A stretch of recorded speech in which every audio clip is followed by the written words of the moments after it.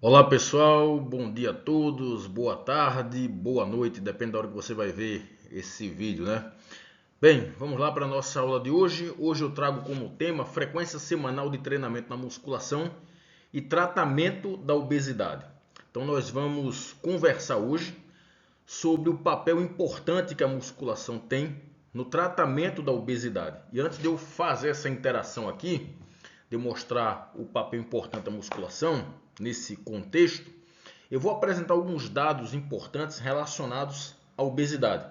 E depois vou mostrar como a musculação é importante no tratamento da obesidade. E esse é o termo mais correto a se falar. Tratamento da obesidade. A obesidade, ao contrário do que muita gente pensa, a obesidade não é apenas um problema estético. A obesidade é um problema de saúde. Ela é classificada pela OMS e outros órgãos importantes de saúde como uma doença de ordem metabólica, mas que desencadeia uma série de outras doenças, como por exemplo doenças cardiovasculares, câncer e por aí vai. Tá? Inclusive aumenta as chances de mortalidade por todas as causas e por doenças cardiovasculares nas pessoas obesas. Então vamos começar. Eu vou começar esse vídeo, essa apresentação, fazendo uma afirmação para vocês.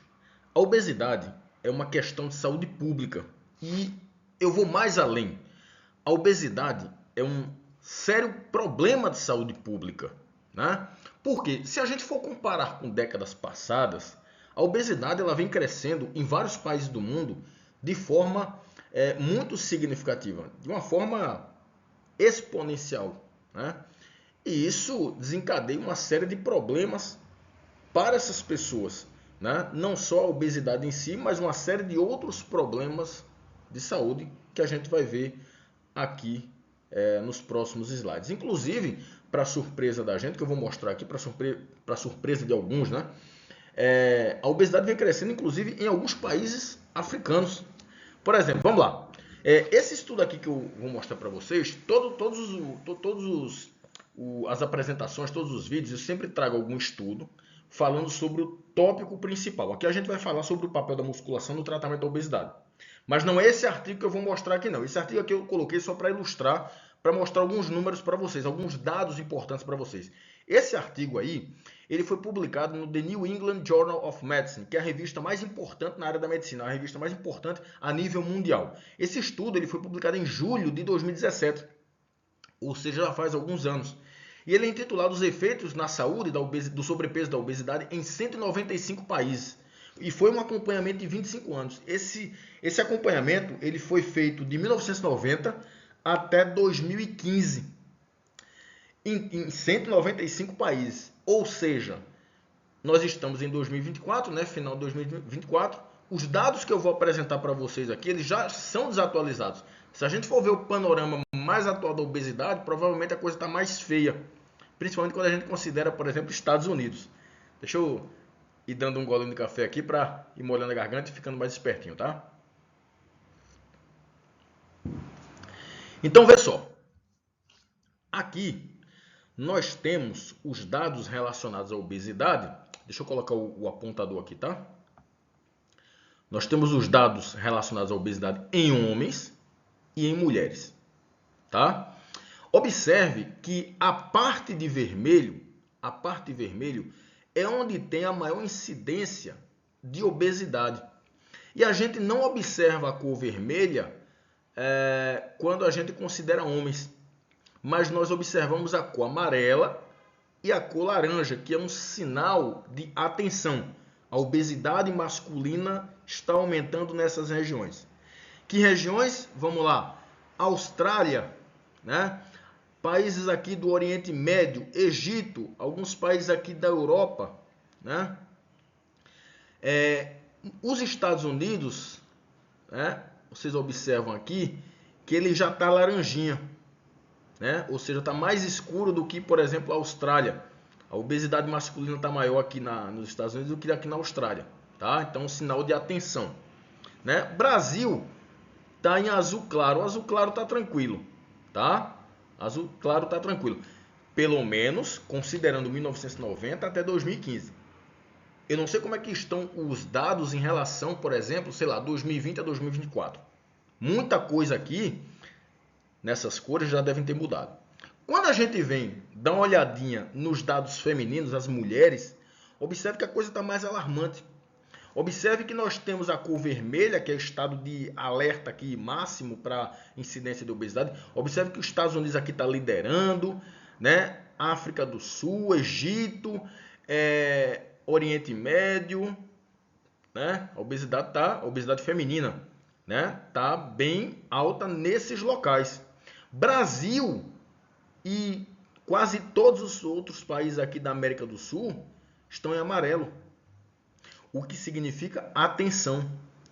Pelo menos de 1990 até 2025, quando você compara homens e mulheres, no Brasil, as mulheres estavam mais obesas do que os homens. A coisa já deve ter piorado, talvez deva ter acendido a luzinha vermelha aqui, né? Então observa aqui o Chile, né, a Argentina, tudo em amarelinho aqui, ó. Alguns países da África em amarelinho, a Austrália está em amarelo laranja aqui, né? Que é uma coisa mais séria.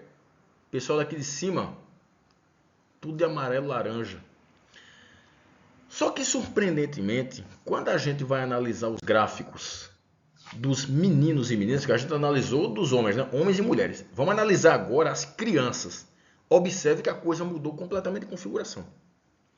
Então, baseado nesse estudo aqui, nesses gráficos, e nesse acompanhamento, que foi de 90 até 2015, a gente pode dizer que a obesidade infantil está mais grave do que a obesidade nos adultos. Claro, oferta de alimentos ultraprocessados, ricos em sódio, açúcares refinados e gorduras saturadas, a oferta desses alimentos para as crianças está uma coisa séria. Se você for ver os dados dos meninos, olha aqui, Estados Unidos, Canadá, Oriente Médio, alguns países da África aqui, Brasil tá laranjinha, entendeu? Quando a gente vem ver o das meninas, tá um pouquinho melhor, mas Estados Unidos está vermelhinho, Oriente Médio aqui, Egito, ó, né? Brasil ficou mais clarinho, tá? Então fica assim, ó. Se a gente for considerar homens e mulheres, pelo menos um acompanhamento de 90 até 2015, as mulheres estão mais obesas do que os homens, em vários países do mundo. Mas se a gente for considerar as crianças, meninos e meninas, para alguns países, os meninos vencem, para outros países, as meninas vencem. A coisa está mais séria. Está bem mais séria aqui para as crianças. Entendeu? Os meninos, ao que parecem, estão enfrentando uma situação mais séria do que as meninas. É tipo assim, as mulheres estão mais... as mulheres estão mais obesas do que os homens em muitos países e os meninos estão mais obesos do que as meninas. Isso é oferta de alimentos ultraprocessados, ricos em sódio, açúcares refinados, gorduras saturadas, baixíssimo nível de atividade física, restrição de sono, involuntária ou voluntária, as pessoas estão dormindo menos, não estão vendo necessidade, utilizando telas, excesso de telas. Isso, evidentemente, todo esse comportamento alimentar relacionado à atividade física e de sono vai desencadear em algum problema. E um desses problemas é o aumento da obesidade no mundo, inclusive, para surpresa, em alguns países africanos. Por que eu estou falando países africanos? Porque era muito mais comum nesses países você ver fome do que obesidade. Então a coisa está invertendo. Né? O nome disso é transição alimentar. Né? Então nós temos aí, pelo menos dados de 2016, uma estimativa de mais de 1,5 milhões de pessoas com sobrepeso e obesidade. Juntando tudinho, né? Sobrepeso e obesidade, 1,5 milhões de pessoas. É claro que nós estamos em 2024, o número aumentou bem mais. Né? Já ultrapassamos 2 milhões. Isso vai ter alguma repercussão negativa na saúde das pessoas. Alguma não, várias repercussões. Deixa eu ligar só a bateria aqui, tá, pessoal? Porque ficou escurinho aqui. Antes que a bateria acabe e os slides sumam. Melhor, a apresentação não seja feita. Momentinho, só um momentinho.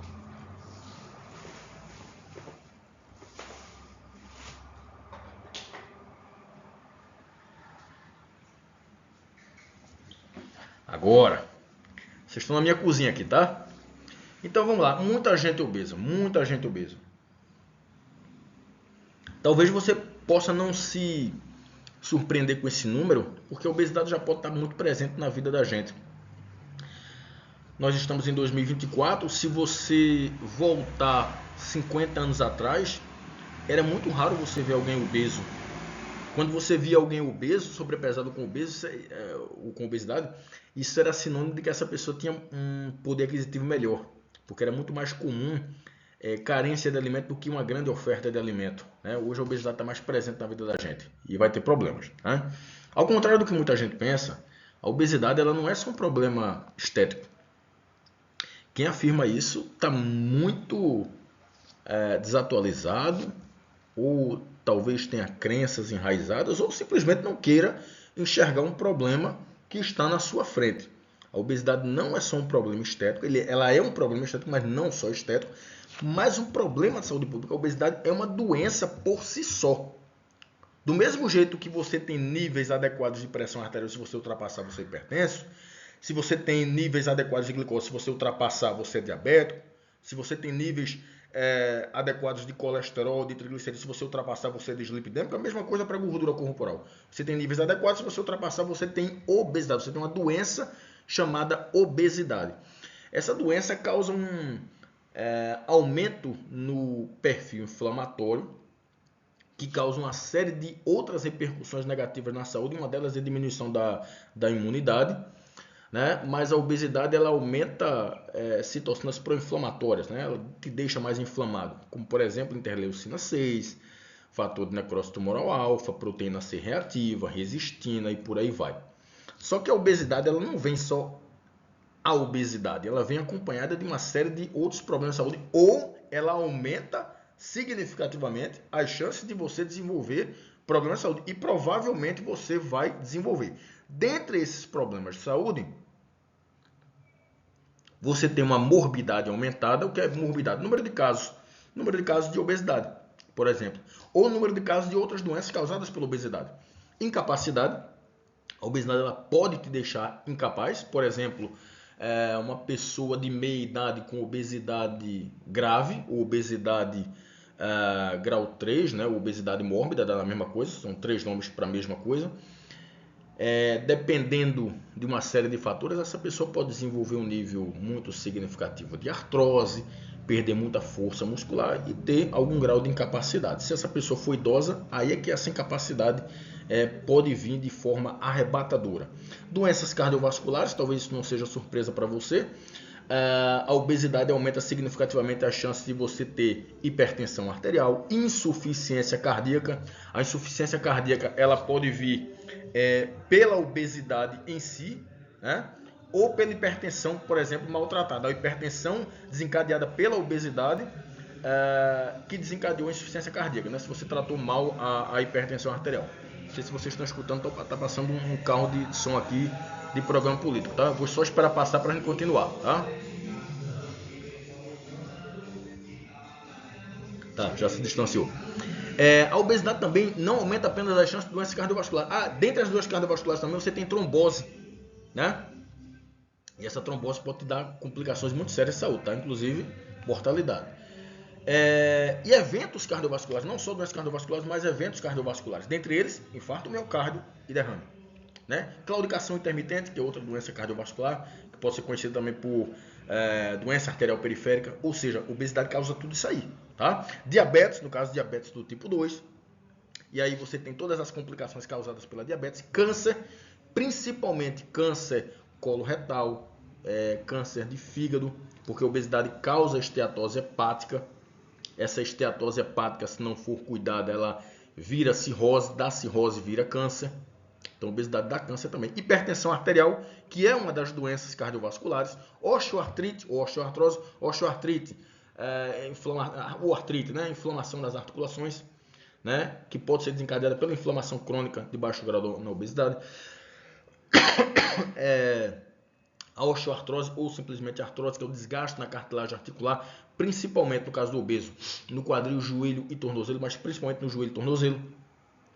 E outras desordens musculoesqueléticas. Então veja, obesidade não é só um problema de saúde de estética, é um problema de saúde é uma doença que causa uma série de outras doenças. Inclusive, aumenta a chance de mortalidade por essas doenças ou por algumas dessas doenças, como por exemplo doenças cardiovasculares, diabetes e câncer, né? Hipertensão arterial também, tá? Bem, e para a obesidade grave, o que é que nós temos? Bem, o que seria a obesidade grave? É assim, ó. De acordo com o IMC, IMC é uma sigla que significa Índice de Massa Corporal. O índice de massa corporal, ele é um cálculozinho muito simples que você faz e que ele diz a relação entre a tua altura e o teu peso. Baseado no resultado desse cálculo, você pode ser enquadrado como abaixo do peso, como eutrófico, ou seja, peso normal, como sobrepesado, e aí você já estaria acima do peso, e como obesidade. Na obesidade você tem 3 graus. Obesidade grau 1, que é obesidade leve. Você resolve isso tranquilo, só com modificações no estilo de vida, tipo alimentação adequada, exercício físico, sono e por aí vai. Terapia, que é muito importante, né? Aí depois você tem a obesidade grau 2, que essa, além de se resolver com modificações no estilo de vida, pode entrar ali também medicamentos para o tratamento da obesidade, que é muito condenado aí pelo pessoal da educação física e da nutrição, mas que deve ser visto como uma real necessidade, principalmente para obesos grau 2 e 3. Né? Então entra aí o Ozempic, o Wegovy, o Mounjaro e por aí vai. E a obesidade grave, ou obesidade grau 3, ou obesidade mórbida. São 3 nomes, como eu já falei anteriormente, né? São 3 nomes para a mesma coisa. Para a obesidade grave, não basta apenas modificações no estilo de vida e medicamento. A cirurgia bariátrica ela pode se fazer presente. E ela é muito importante não só para combater a obesidade, para diminuir a massa gorda desse indivíduo, mas também para regular vários marcadores cardiometabólicos que estavam alterados pela obesidade. Então a cirurgia bariátrica ela não te traz só de benefício a redução da massa gorda, ela vai trazer essas melhoras em parâmetros cardiometabólicos. E a cirurgia bariátrica ela é o tratamento mais efetivo para a redução e manutenção da perda de peso para pessoas que têm obesidade grave. E eu não estou querendo dizer aqui que ela é a única forma de tratamento. E eu não estou querendo dizer que ela deve ser usada sozinha. Entende? É claro que uma pessoa com obesidade grave pode utilizar a cirurgia bariátrica, mas não só a cirurgia bariátrica. Utilize as outras formas também. Você vai fazer cirurgia? Vai. Utilize medicamento caso haja necessidade, e provavelmente há, e utilize modificações no estilo de vida. Então você vai se alimentar corretamente. Procura um nutricionista para ver essas questões. Fazer exercício físico, procura um profissional de educação física para fazer exercício físico, e aí nós temos exercício aeróbio, nós temos exercício resistido, como a musculação, né? Seria interessante os dois juntos. Psicoterapia é importante para você aprender a lidar com uma série de questões relacionadas a isso, mas a cirurgia bariátrica ela deve ser considerada um tratamento de obesidade grave. E a atividade física é o primeiro passo para alcançar a perda de peso e reduzir as comorbidades associadas à obesidade.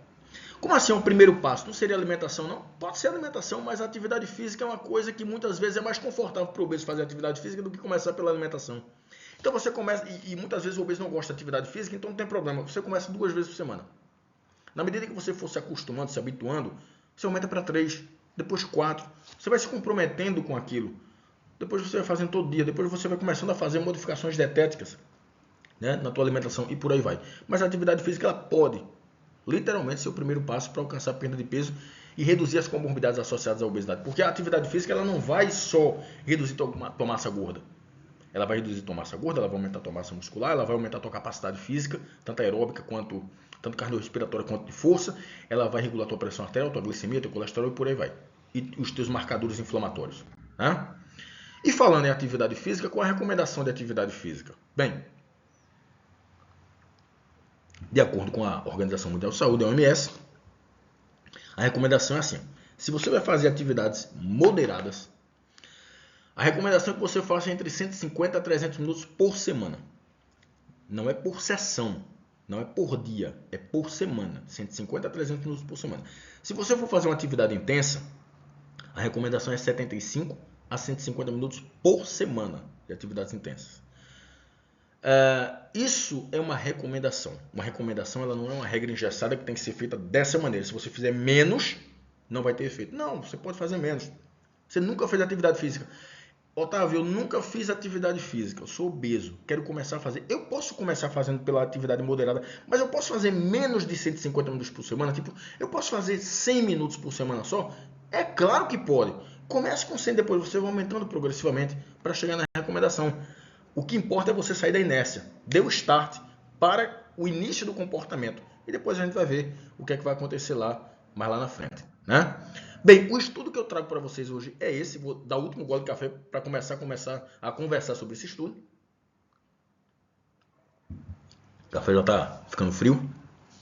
Esse estudo ele é relativamente antigo, tá? De 4 anos atrás, né? Ele foi publicado em 2020 no International Journal of Environmental Research and Public Health, que é o Jornal Internacional de Pesquisa Ambiental e Saúde Pública, tá? Se não me engano, ele foi publicado por pesquisadores italianos e ele é intitulado A Comparação dos Efeitos de Diferentes Frequências de Treinamento Resistido. Treinamento resistido você conhece popularmente como musculação, no ângulo de fase e força do handgroup em mulheres obesas. Foi um ensaio controlado randomizado. Antes de eu prosseguir, deixa eu te explicar uma coisa. Duas coisas que eu quero te explicar aqui. Primeiro, o que é ângulo de fase? Tem um aparelho que é usado para medir a composição corporal. Esse aparelho se chama bioimpedância elétrica. É tipo uma balança, você sobe em cima da balança, você pega, tem que estar descalço, se não me engano, sem camisa, se não me engano. Você pega um suporte, uma pegada que tem na balança, né, conectada à balança, você levanta assim, e ali, aquela balança de bioimpedância vai te dar alguns dados, como por exemplo, massa gorda, massa magra, água corporal e por aí vai. Então, uma das medidas da bioimpedância é o ângulo de fase. Então, vamos lá. Primeiro, o ângulo de fase ele é um forte preditor para sarcopenia, fragilidade e risco de mortalidade em pessoas obesas. Vamos devagarinho.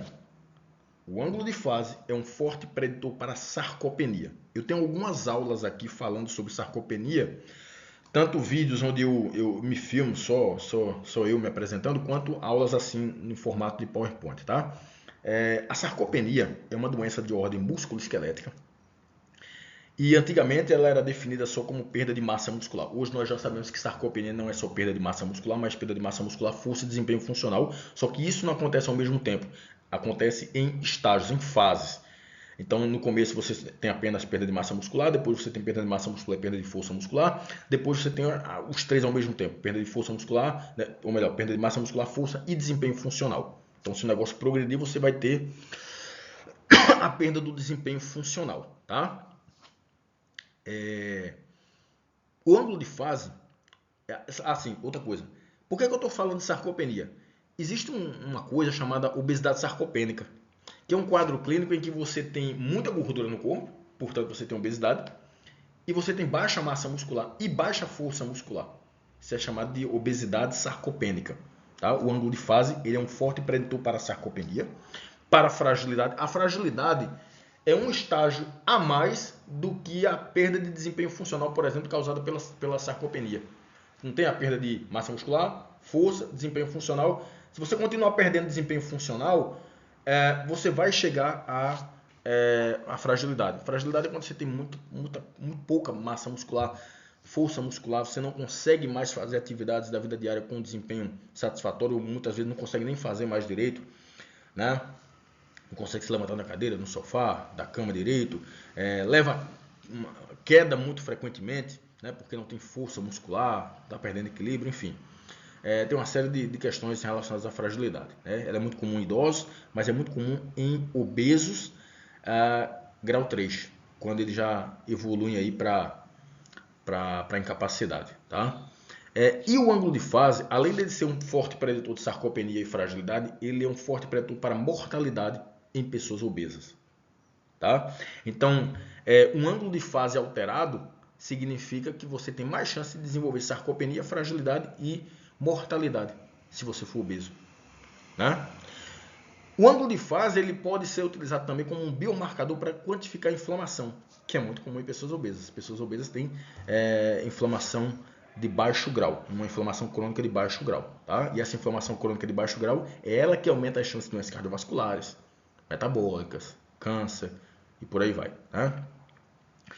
Portanto, ângulos de fase mais baixos não é legal. O ângulo de fase mais baixo ele é um indicativo de mais massa gorda com altos níveis de glicose. Vê duas coisas ruins ao mesmo tempo. Muita gordura, obesidade, muita glicose, provavelmente diabetes, pré-diabetes ou diabetes.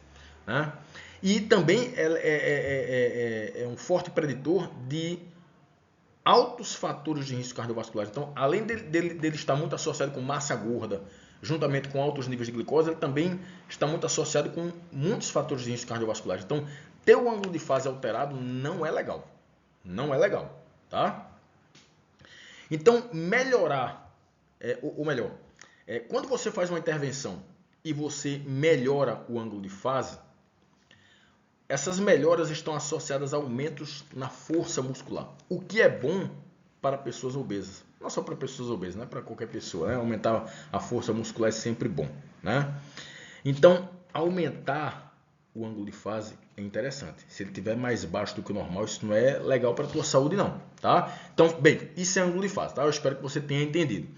E sobre essa questão da força do hand grip, o que é isso? Força do hand grip é a força do aperto de mão, tá? Força do aperto de mão. Isso geralmente também é alterado em pessoas obesas. Bem, foi que esse estudo fez. Ele pegou 40 mulheres obesas de meia idade fica ali entre 40 até 59 anos de idade, e dividiu essas mulheres em dois grupos. Um grupo era o grupo da alta frequência semanal.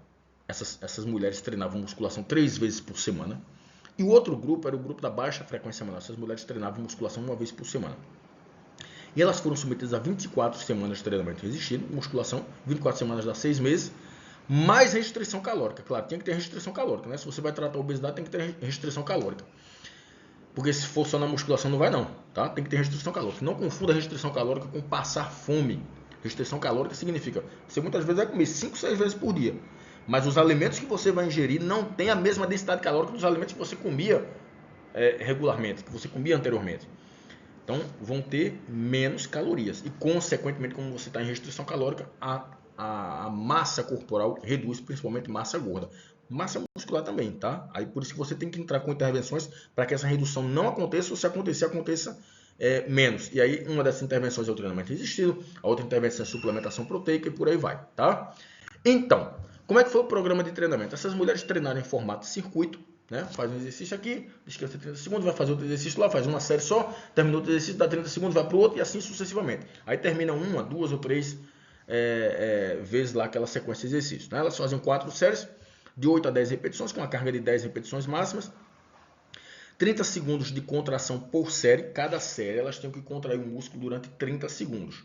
Terminou, que dava mais ou menos 8 a 10 repetições. Terminou, vai para outro exercício. Dava 1 minuto de intervalo, tá? Os exercícios foram leg press, cadeira extensora, puxada à frente, remada sentada, supino reto, pec deck, que é o voador e desenvolvimento, né? A maioria dos exercícios para grandes grupamentos musculares, o que é interessante para pessoas obesas, né? E aí, quais foram os resultados? Vamos lá. Primeiro ponto aqui. Circunferência da cintura. Observe que o grupo da alta frequência, ou seja, das mulheres que treinaram 3 vezes por semana e fizeram restrição calórica, reduziu de 108 para 99, redução significativa. E as mulheres que treinaram uma vez por semana também reduziram aqui, de 107 para 103. Reduções significativas também. Aí você vê, quer ver? Aqui 9, deixa eu ver aqui, tá? Aqui reduziu menos mesmo, né? No grupo da alta frequência. Não é porque reduziu treinando só uma vez por semana, é porque elas treinaram uma vez por semana, musculação, mas fizeram a restrição calórica. Provavelmente isso aqui não foi da musculação em si, mas da restrição calórica em si. A musculação ajudou, mas ajudou pouco, tá? Veja que as mulheres que treinaram mais reduziram mais circunferência da cintura. Aqui você vê o percentual de gordura corporal, reduziram aqui no grupo da alta frequência. A alta frequência é o pessoal que treinou, as mulheres que treinaram 3 vezes por semana, tá, pessoal? E o grupo da baixa frequência, as mulheres que treinaram uma vez por semana. Então o grupo da alta frequência reduziu de 39 para 36, né? Reduziu aqui praticamente 3%. E o grupo da baixa frequência reduziu aqui de 39 para 37. Redução também significativa, reduziu mais ou menos 2%. Reduções semelhantes, tá? No percentual de gordura. Aqui a gente vê o ângulo de fase. Onde você vê uma alteração significativa apenas nas mulheres que treinaram com alta frequência, ou seja, nas mulheres que treinaram 3 vezes por semana, que aumentou de 6.0 para 6.5. Aumentou o ângulo de fase, isso é interessante quando a gente fala de obesidade, tá? E as mulheres que treinaram apenas uma vez por semana, praticamente não saíram do lugar, tá? Não saíram do lugar. Aqui é a força muscular do hand grip, força do aperto de mão, onde você vê que praticamente só houve alteração nas mulheres que treinaram com alta frequência. Saiu de 24 aqui para 28, 45 para 52. Isso aqui é a mão direita e a mão esquerda, tá? Então, e aqui as mulheres que treinaram apenas uma vez por semana praticamente não saíram do lugar, tá? Então você observa que treinar musculação com a frequência maior foi mais vantajoso. Houve uma perda maior da circunferência da cintura, elas afinaram mais a cinturinha, né? Melhoraram o ângulo de fase, que não aconteceu no grupo da baixa frequência, que é muito bom para a obesidade, né?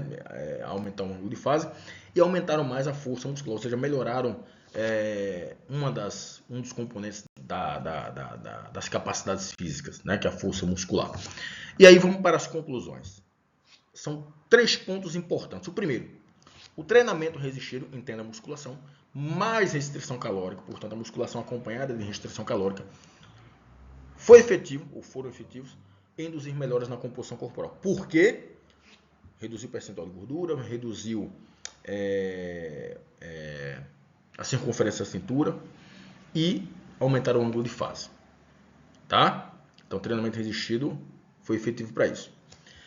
Segundo ponto aqui, os aumentos no ângulo de fase e na força de pressão manual podem apenas ser alcançados com alta frequência de treinamento. Tá? Então vai precisar treinar mais vezes por semana. Quer dizer que eu não posso treinar uma vez por semana, não? Se eu for obeso e eu estou querendo começar um programa, comece uma vez por semana, mas depois que você se acostumar, comece a trabalhar a ideia de que você precisa aumentar essa frequência para 2, depois aumente para 3. E eu vou mais além, aumente para 4 ou mais, tá? Quanto mais atividade física, melhor. Claro que tem um limite, tá? Mas seria importante que você tivesse uma frequência de treinamento maior. E o terceiro ponto, a bioimpedância pode ajudar na avaliação e monitoramento do estado de saúde e efetividade de programas de atividade física e restrição calórica. Veja, a bioimpedância ela não é a medida padrão ouro da composição corporal, não, mas é uma forma prática, fácil, é inclusive portátil, o aparelho é portátil, você pode andar com ele, né? Carregar numa mochila, enfim, no carro. E você pode utilizar para acompanhar modificações na composição corporal. Ele não é o melhor aparelho para medir composição corporal, mas você pode acompanhar. Antes eu estava com tanto, agora eu estou com tanto. Isso significa que o programa de treinamento que eu estou fazendo está surtindo efeito, por exemplo, melhorando minha massa magra. E que a restrição calórica que eu estou fazendo está surtindo efeito, está melhorando minha massa gorda. A suplementação que eu estou fazendo juntamente com a restrição calórica está impedindo que eu perca mais massa muscular. Então a bioimpedância pode te ajudar a fazer um monitoramento desses programas de intervenção.